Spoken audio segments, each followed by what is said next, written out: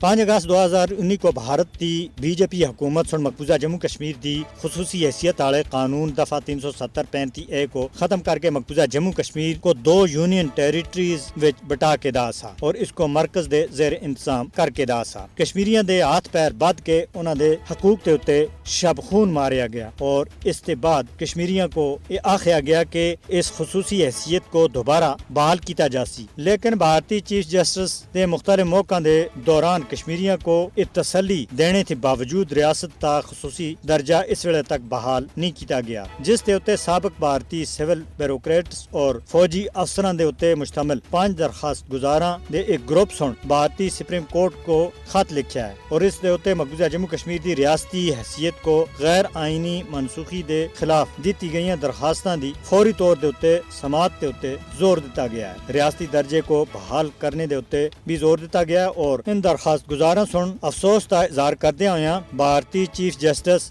BR گوائے کو خط لکھیا ہے۔ ان خط لکھن والاں وچوں سابق سیکرٹری داخلہ گوپال لائی، retired major general Ashok Mehta اور ریٹائرڈ وائس مارشل کیپل کا کشمیر دے واسطے سابق مذاکرات کار رادھیا کمار اور بین ریاستی کونسل دے سابق بھارتی سیکرٹری امیتا پانڈے شامل ہیں۔ انہاں سن قانون دا حوالہ دیندیا ہویا آخیا کہ اس آئینی مسئلے دی اہمیت کو ختم کر کے دا کہ کسی بھی ریاست کو مکمل طور دے اتے یونین دے زیر انتظام علاقہ نہیں بنایا جا سکتا۔ انہاں سن آخیا کہ اس پالیسی تھی بھارت بھر وچ تمام ریاستاں دی خود مختاری کو بہت بڑا خطرہ لاحق ہے۔